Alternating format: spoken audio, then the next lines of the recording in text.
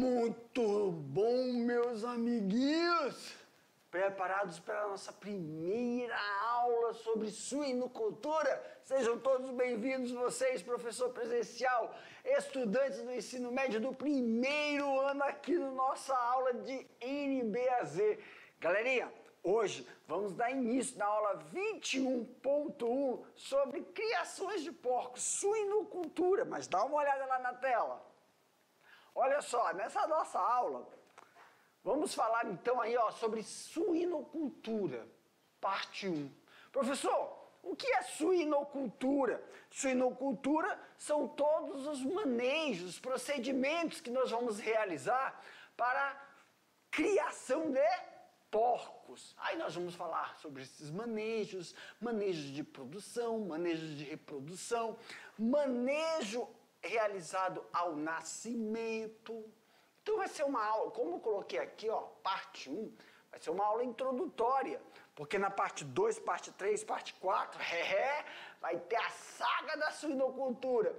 Tem um manejo após o nascimento, manejo de escamoteador e também o manejo dentário. Isso aqui é logo após o nascimento, então seria como subitem, tá? Do manejo após o nascimento. E aí nós temos a habilidade, estabelecer critérios para o manejo de criação de porcos e também todos os procedimentos derivados da suinocultura, tá bom, meus queridos? Então, todos aí atentos, tá bom? Pega o seu caderninho, anota aí, sublinha todas as questões para que possamos esclarecer durante a nossa explanação aqui na aula, meus queridos.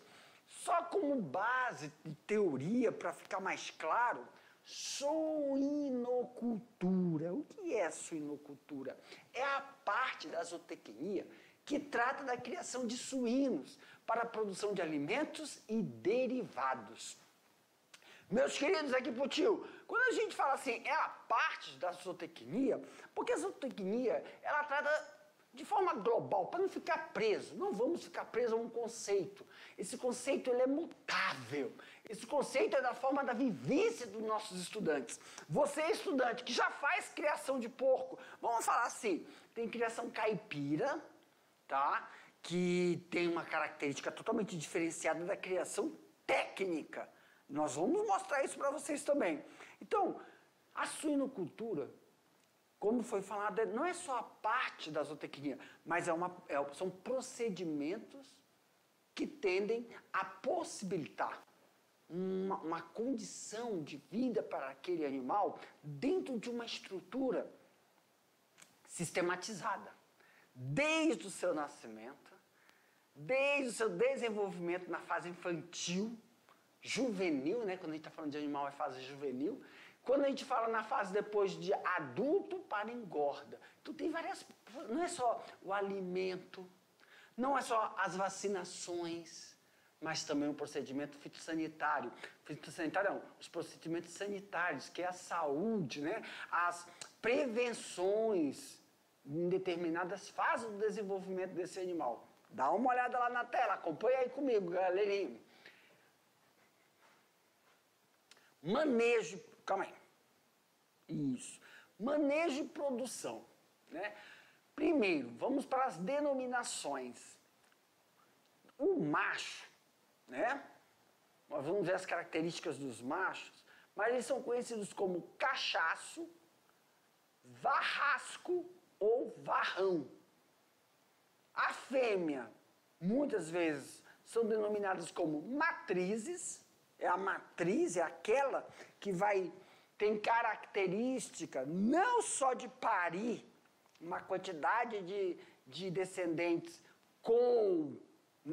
vivos, né? Uma parideira que ela tenha condições de ter filhotes vivos e que ela amamente esses filhotes até a sua fase do desmame, sem perder nenhuma cria. Mas tem características, nós vamos ver, do porte da matriz e o porte do cachaço. Uma das raças, né? Nós vamos falar aqui sobre as raças, vamos apresentar as raças para vocês, é a Duroc, tá? A raça Duroc tem essa pelagem vermelho cereja, uma pelagem brilhosa, de comprimento e profundidade corporal. A sua orelha é de tamanho médio e sempre caída, pessoal. Apresenta excelente taxa de crescimento e rendimento na produção de carne. Isso significa o quê, professor? Que esse animal, ele consegue ganhar peso em menor tempo dentro do sistema intensivo. Claro que isso aí a gente vai falar, a gente vai mostrar as raças, as características e sempre vamos diferenciar o tempo de criação, tá bom? É uma raça muito dócil em relação a você fazer os manejos de condução. O que é manejo de condução, professor? Quando você vai pegar o cachaço, que ele é o reprodutor, para retirar o sêmen, para fazer a inseminação. Aqui, pessoal, vem aqui pro tio. Eu estou apresentando, já vou falando algumas características principais de cada raça. Por exemplo, na criação de porco, né? Que eu falei que é uma criação caipira, uma das características dela é você deixar o cachaço montar na fêmea, né? Para poder criar os filhotinhos, fazer a monta, cruzamento. Na sistematizada, alguns animais têm essa predisposição de você fazer um manejo de condução. Você conduz esse macho a um boneco, a gente chama um boneco, aonde é retirado o sêmen e você também faz o manejo de condução, de sincronização de cio nas fêmeas. E da mesma semana, um macho com coleta de sêmen de uma bisnaga é subdividido, é fracionada essa bisnaga para 5 fêmeas entre 5 e 6, tá? Fica sempre entre 5 e 6, é Freud, né, Jefferson? Porque não existe uma fêmea de 5,5. Então, o número de fêmeas, um bom cachaço, dá uma quantidade de ml de sêmen, eu ia falar sangue, ml de sangue, para realizar a cobertura até 6 fêmeas. Pode ser 5 também considerado excelente, porque a inseminação ela é considerada excelente quando só faz uma vez, mas sempre tem a de manutenção. Isso vão para as outras raças. O Duroc não. O Duroc, dependendo, se você tiver um bom macho, de um bom porte genético, não só a condução, mas como processo de inseminação, você consegue ter uma padronização do seu plantel, tá bom? Olhada na tela, meus queridos. Qual é a próxima, professor? Aqui, ó, nós temos o Hampshire, o Landrace, o Essex, Lajoie, aí o Duroc e o Pietran. Meus queridos, só um minutinho aqui. Deixa o tio fazer um negócio aqui, mas fiquem aí comigo, tá? Olha só.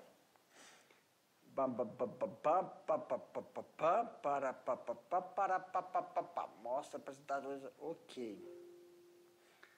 Rapidamente aqui, pessoal. Fica aí. O tio vai só... Aí, pronto. Quando nós estamos vendo aqui tanto o Pietran... agora sim. Aqui, ó. O Hampshire, tá? Na verdade, nós vamos falar especificamente dessas raças, mas aqui no nosso estado, nós podemos encontrar o Hampshire, o Landrace, o Duroc, o Pietran, o Essex e o Lajoie. O mais utilizado, né, o que mais tem a maior frequência é o Duroc, porte enorme esse animal tem. O Lajoie, e o desculpa, esse aqui é o Landrace. E o Lajoie, você vendo esse animal assim ao vivo, dá para confundir um pouco pelo porte e pela coloração. Mas o animal, quando está na sua plena saúde, o Lajoie, deixa eu apagar e mostrar logo novamente aqui para vocês, que é este aqui, ó, o Lajoie, ele é mais rosado, tá? Uma das características que esse animal apresenta essa falta de coloração. Ele é mais rosado, um rosado mais vivo do que o Lajoie, que ele já não é tão rosado, mas ele dá para confundir um pouquinho quando você coloca próximo. Ele é um rosa mais pálido, ele não é tão vivo. Mas para não perder, é assim... então... às vezes eu olho para o animal, não sei se estou falando do lajoide ou do landrace. A posição da orelha. Se você perceber, o landrace tem a orelha caído nos olhos. O lajoide tem a orelha levantada, parecido um pastor alemão, ele está atento. Então, é só vir com o tio aqui, mostra o tio aqui, Então, vi os dois, meu Deus, trata do lajoide ou landrace. Laje, lá em cima, lajoide, a orelha está levantada. E o landrace, a orelha serve para, tipo assim, quando ele vai olhar para o sol, cadê o sol? O sol está ali. Aí a orelha está assim, na frente dos olhinhos dele, fica tudo na frente. E o landrace, lajoide, em cima, tá bom? Dá uma olhada lá na tela. E aí, claro, que o Duroc, o Pietran, Pietran e o Hampshire, Pietran principalmente. Tem o Piau. Tem o Pietran e tem uma variedade, né? O Piau, que são animais que tem carne. A carne, a gordura, ela tá entre os feixes. Eles chamam de uma carne marmorizada. Uma carne mais suculenta. Mas também a gente consegue fazer cruzamentos entre o lajoide e o Duroc, Landrace e o lajoide, e o Pietran com o Hampshire, para fazer melhoramento da qualidade da carne do suíno. Carnes de suíno, se você estiver comendo carne de suíno e a carne é mais seca, isso é falta de um upgrade genético, né? De um melhoramento. Quando a raça, quando você está com a raça só, uma raça que está definida, ela vai perdendo essa qualidade de ser mais suculenta, tá bom? Mas a gente vai falar em reprodução. Aqui esse slide é só para apresentar os animais para vocês. Você, estudante do primeiro ano que está aí, que está iniciando, né, essa caminhada dentro da pecuária, da criação. Os que já realizam isso na pecuária familiar, os que querem ampliar esta característica de produção animal, é só prestar atenção aí, que claro, muitas coisas que eu estou falando aqui, nós já fazemos, mas tem umas peculiaridades que precisamos inovar. Então a gente vai mostrando para vocês parte a parte disso aí, tá? Como a gente estava falando do macho, da matriz e as raças mais utilizadas, vamos então para o manejo de matriz e de reposição dessa matriz. Como assim, professor? A puberdade na espécie suína ocorre, olha aí, entre 5 a 6 meses de idade. Significa que a fêmea já está apta, ela está próxima a entrar no seu cio, no primeiro cio. Para realizarmos o manejo adequado desses animais, já tem que ocorrer a separação, tá? Para formar um lote do mesmo sexo. Então você vai ter lote para fêmeas, lote para machos. E logo, é óbvio que os machos, pessoal, tá? Quando a gente está falando de macho, você faz a castração dele, a gente vai ver nos primeiros dias de vida. Os machos que vão ser para a reposição do plantel para reprodutor, eles são criados separados, tá? As matrizes de reposição são chamadas de marrãs. Marrãs são aquelas fêmeas que a gente consegue observar que tem um padrão de matriz. Quantidade de tetas desenvolvidas, produção leiteira, tem... Como é que é? Ela tem que apresentar a docilidade. O que é docilidade, professor? Aqui para mim, galerinha, uma fêmea, né? Quando você está ali com a marrã, quando você está auxiliando na limpeza com os filhotes, docilidade, ela não fica agressiva, ela já está adaptada àquela movimentação com o mesmo criador. Isso também é muito importante, eu estou frisando aqui para vocês. Quem trabalha na área, a suinocultura, ela é dividida em várias setorizações. Quem trabalha na área da reprodução da maternidade, desculpa, reprodução é machos e fêmeas.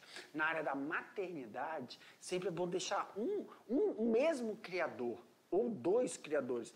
Aí depende de como você vai fazer a dinâmica, para que o animal reconheça a pessoa que está trabalhando, ela fica mais mansa. Eu não gosto de usar essa palavra mansa, dócil, ao você manusear os filhotes.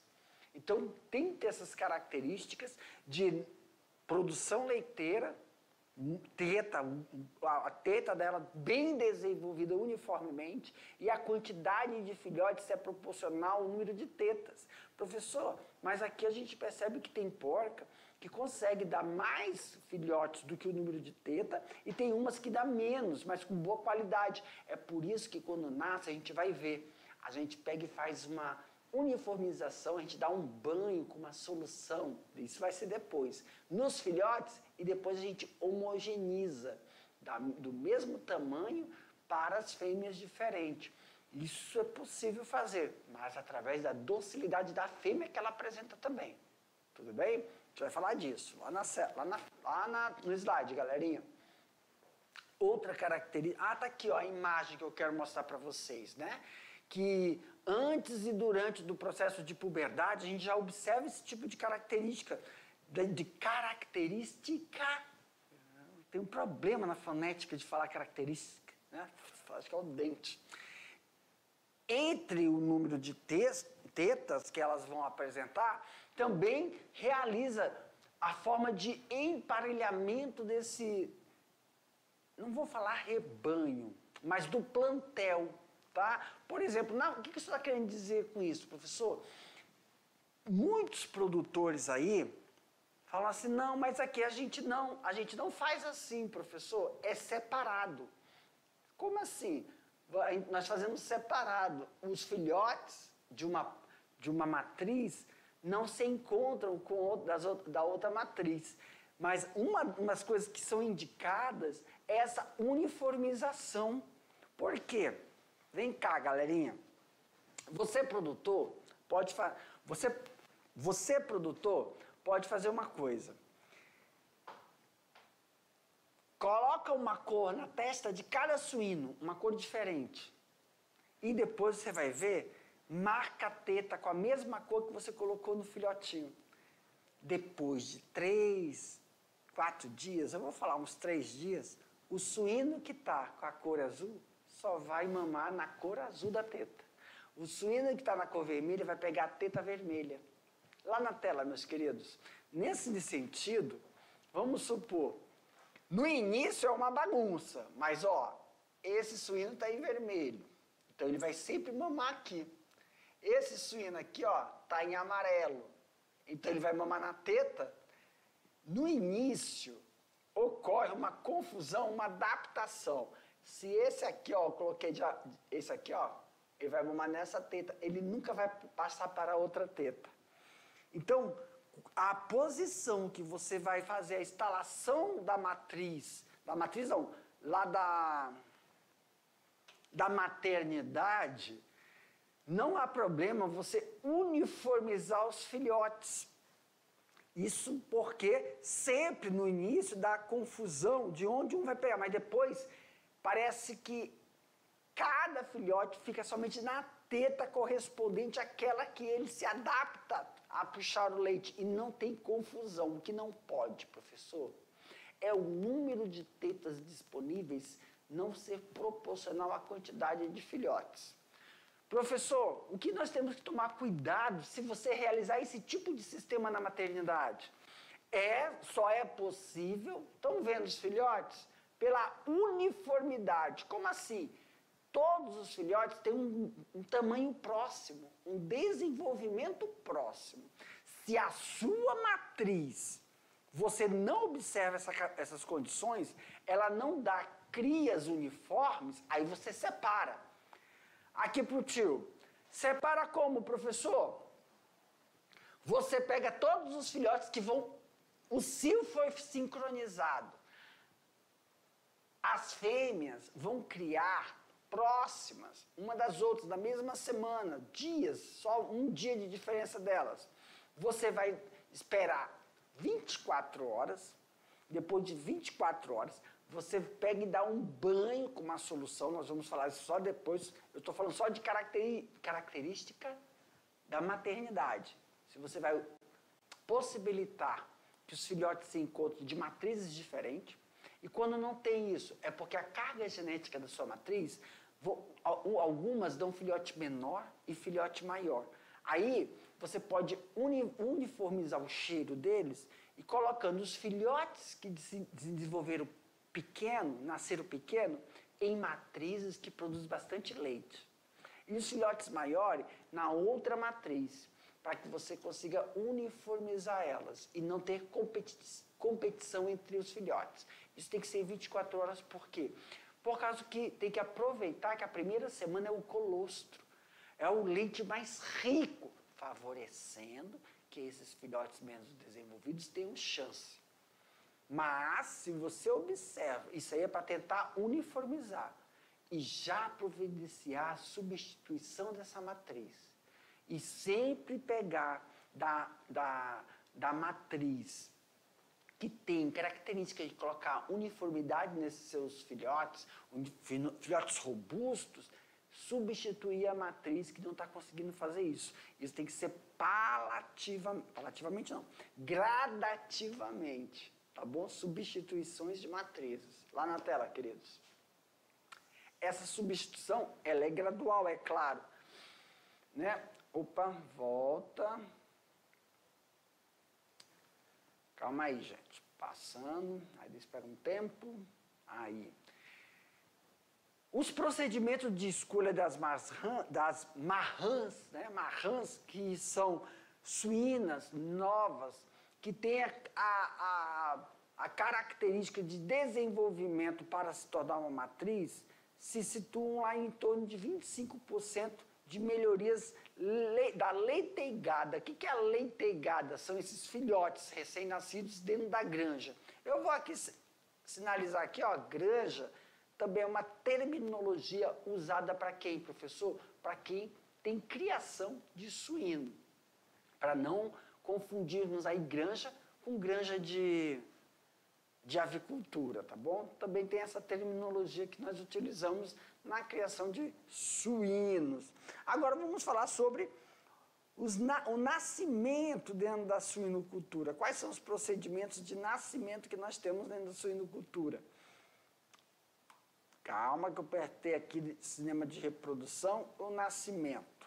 Aí, ó, quando a gente à disposição, essa imagem eu já quero mostrar para vocês que quando você não tem essa disponibilidade de mistura dos filhotes, cada matriz, dentro da maternidade, fica isolada e seus filhotes também. Então tem uma limpeza prévia e desinfecção da maternidade como um todo, tá bom? Verifica as condições do escamoteador. O que é o escamoteador? É isso aqui, ó. Isso aqui é o escamoteador. Essa casinha protetora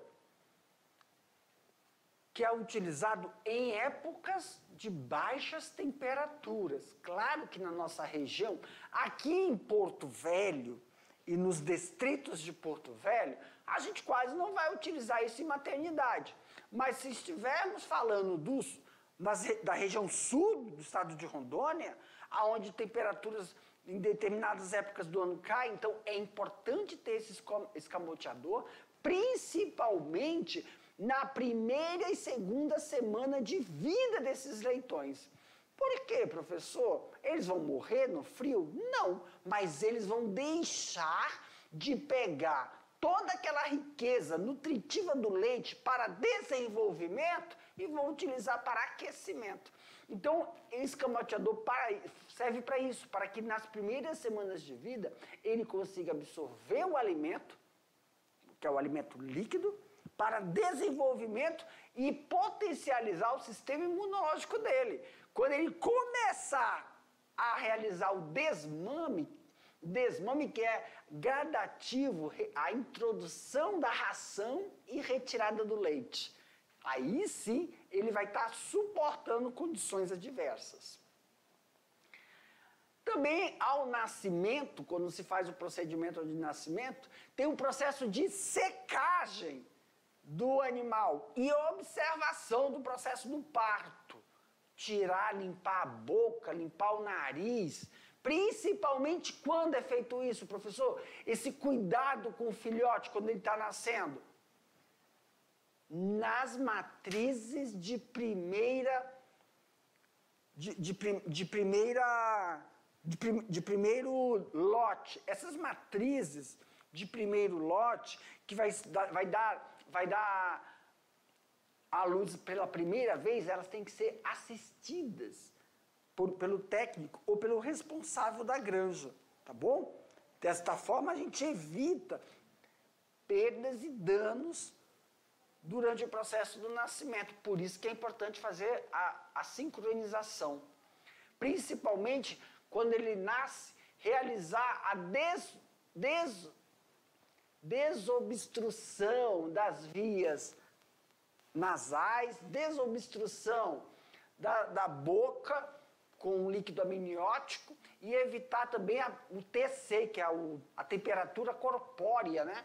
E se tiver a necessidade de alguns filhotes, quando demoram a passar pelo canal vaginal, eles podem ficar assim, sem ação, por causa do sufocamento e da demora quando é a primeira vez.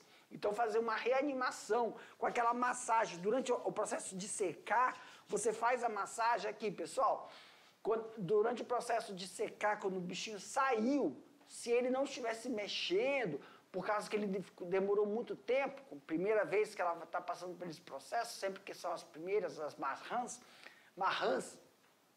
você passa o paninho entre o corpo do animal, nesse sentido. Aqui é o focinho dele, aqui é a cauda. Faz assim, ó, vem e vai, ou assim, tá? Isso vai auxiliar você secar ele e auxiliar o processo de agitação, para ele começar a realizar a circulação. Isso quando ele está imóvel. E claro, antes, retirar todo o líquido que está na boca e desobstruir as narinas. Lá na tela, meus queridos. Ok. Já falamos de secar o leitão, né? Os procedimentos de secagem dele. Reanimações, se for necessário. Como é que é feito essas reanimações, professor? Aqui, meus queridos, como está mostrando na foto. Aqui é o dorso do animal, a patinha dele está para cima e aqui é a cabecinha dele, aqui é a cauda. Eu estou pegando no dorso, nas costas. Então você faz assim, ó. Esse movimento, ó. Tá? Com esse movimento, vamos supor, eu sou um porquinho, eu vou ficar fazendo assim. Devagar, né? Não muito devagar, mas de uma forma contínua, porque ele ainda tem processo do osso cartilaginoso e ele é bem flexível. Claro, fazer esse processo de animação, depois que você desobstruiu a cavidade oral, desobstruiu a cavidade nasal, secou o animalzinho e faz esse movimento. Não como faz com os humanos, né? Que a gente aperta aqui do peito, é diferente, tá bom? Lá na tela.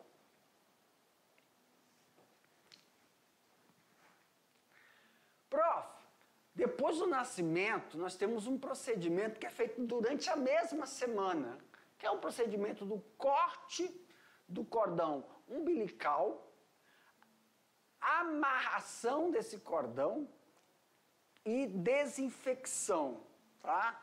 Que é realizado, e depois o manejo após o nascimento, que é acompanhar a mamada durante o parto. Então a gente sempre tem a primeira vez, né, que ele pegou, nasceu, você secou ele, você distribuiu, você tem que auxiliar ele a encontrar a teta.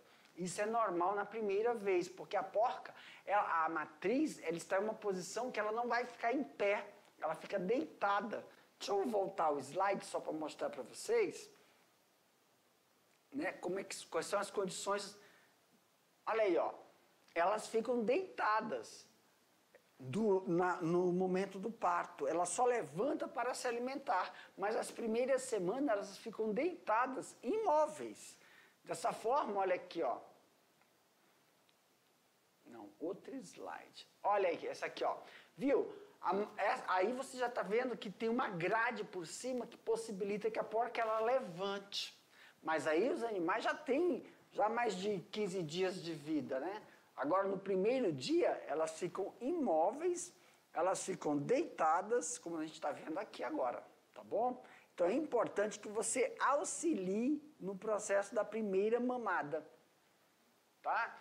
E acompanhar não só a mamada depois do parto, mas também revezamento. Tá vendo aí, ó, no corpo do animal, número 15, número 11, número 10, 19, significa que você marca para verificar se eles estão depois fixos em uma mesma teta. Isso evita o procedimento de competição. A escolha também. Recolher a placenta, os animais mumificados e os natimortos. Isso é bom a gente verificar animais mumificados, natimortos, para ver a qualidade dessa matriz, pois é o primeiro parto dela, tá? Se ela continuar no segundo parto ou um número muito grande de natimortos, ela deve ser descartada em relação a ser mantida dentro da maternidade. E eliminar leitões com peso inferior a 700 gramas. Isso é um padrão que a gente também tem que levar em consideração. Eliminação de leitões menores, com menor peso. 700 gramas é um. Ou então, realizar o procedimento de uniformidade. O manejo do escamoteador. O manejo do escamoteador, pessoal, ele é importante para que possamos manter a temperatura, principalmente nas 2 semanas de vida dos filhotes. Mantê-los aquecidos para favorecer com que ocorra o desenvolvimento e também não prejudique a saúde desse animal. Qual é a posição adequada, professor? De forma geral, nós estamos vendo aí que a posição adequada, pessoal, é quando eles estão espalhadinhos, logo abaixo, tá, do escamoteador, que fornece uma fonte de luz, é um aquecedor, né? E aí, quando você está vendo que eles estão ao redor da luz, essa fonte de calor está muito alto.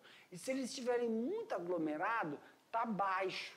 Então, você tem que pegar e regular numa posição que eles fiquem uniformes e confortáveis. Outra coisa, evitar correntes de ar e também sujeiras e umidades que desfavoreçam um processo uniforme e de eles estarem espalhados uniformemente.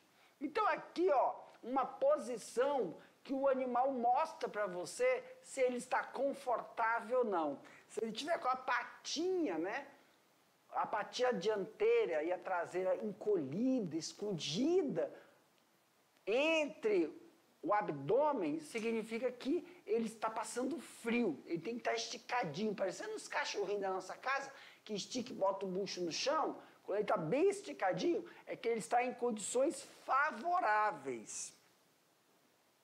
O manejo dentário também é realizado. Nós temos materiais para realizar o manejo dentário. Prof, o que é o manejo dentário? É retirar, principalmente aí na figura, os caninos, o terceiro incisivo superior, o caninos que eu falei é o superior e o inferior, e o terceiro inferior. Se retira esses aí, pessoal, para evitar brigas, evitar posições de macho alfa e evitar canibalismo. Como assim canibalismo? Se o animal sofreu algum machucado lá na terminação, já estou falando na fase adulta, lá na terminação, o machucado, ou então porque, aqui pro tio, os porcos, os animais, eles brincam muito no setor da terminação, os jovens brincam. E o dente para fora, o dente desses animais, principalmente os cachaços, os machos, eles se desenvolvem muito. E na hora da brincadeira, um pode machucar o outro. E evitando um processo de estresse, pode um querer ficar mordendo o outro por causa da ferida. Tudo bem? Um terço da cauda também é retirado do animal. Por que se tira um terço, professor? Devido ao sistema, eles ficarem em um sistema fechado. Nós vamos ver que a maioria para engorda é sistema fechado. aquele balançar da calça causa um estresse no animal e ele vai lá, curioso, tenta morder a cauda brincando com o coleguinha. Então, se corta um terço da cauda para evitar esse tipo de chamar a atenção deles na fase adulta lá, na terminação. Olha na tela. Outro processo também que é importante frisarmos, não só a retirada dos dentes superiores, a forma que se realiza esse processo, professor, é tomar cuidado com o segundo e o terceiro dia, devido às vacinações. Calma aí que eu acho que eu pulei. Aqui, ó, o corte da cauda, né, que eu só falei, mas não mostrei, ó. O corte da cauda que também é feito no primeiro dia. Isso é para evitar o estresse do animal. Quando ele estiver numa fase adulta, se faz logo no primeiro dia. E aqui, ó, a transferência cruzada que nós estávamos falando, né? Como o procedimento da transferência. No segundo e no terceiro dia, prevenção da anemia ferropriva, reserva hepática insuficiente e também realizar a 10 a 12% se necessário, fazer as vacinações e recomendações para o bem-estar desse animal. Professor, o que é isso que a gente está vendo também na orelhinha dele? São as marcações, identificação. Antigamente se utilizava um brinco. Lembra de uma vaca, um boi, um brinco amarelo na orelha? Nesse animal não recomenda-se fazer isso, porque o brinco na orelha do animal também chama atenção quando ele está mais adulto. E aí um fica puxando o brinco do outro e rasga a orelha, ok? Então a gente chama isso de moçagem. Moçagem tem pessoas que utilizam tatuagem, brinco, mas o mais recomendado é a moça. Prof, o que é a moça? Moças são marcações. Então a gente está vendo aí a vista de frente do animal. E nós temos aí, ó, no seu lado direito do vídeo, desculpa, o lado esquerdo, esse picote, ele equivale ao número 1. E na parte superior, equivale ao número 100. Ali na parte superior da orelha, equivale a 3. E o centro, a 400. É o valor. E os picotes do lado direito, vale 10 na inferior. Na ponta é 200. No superior, 30. E no meio, 800. Se você perceber, é como se equivalesse 10, né? Olha só, no lado direito, que nós estamos aqui, ó, em rosa. Cadê o rosa? Não tem rosa. Vou pegar amarelo. Olha só, eu vou fazer uma comparação. Na ponta, é 100 na esquerda, então é o dobro na direita. Na parte superior, é 3, foi para 30. Aqui é 400, dobrou, 800. Aqui é 10, é 1, foi para 10. Então tem uma equivalência. Desta forma, a gente consegue identificar o animal, tanto do lado direito como do lado esquerdo, para fazer a identificação. Também tem, claro, volta aqui, ó, que eu quero mostrar. Se a gente tem essa identificação, a gente identifica os cortes ali, ó, na orelha desse porquinho safado que tá olhando aí com o olho do lado, isso aqui, ó. Então, o valor que tem aqui, se a gente for fazer a moçagem dele, equivale a 10. Ele é o número 10. Qual é a importância disso, professor? Para você identificar da onde é a origem desse animal, tá bom? Porque ele é filho de quem? Não deixar com que ocorra reprodução cruzada. Para a gente saber disso. E, para finalizar, tem um procedimento de castração de todos os machos que ocorrem entre 7 a 10 dias. É claro, a castração ela é realizada para animais que não vão servir de reprodutores, pessoal. Então se tira, isso vai fazer com que o leitãozinho, né, ele tenha uma condição de vida melhor para evitar que os hormônios causem estresse para ele durante a fase de terminação. Fica mais dócil, tá?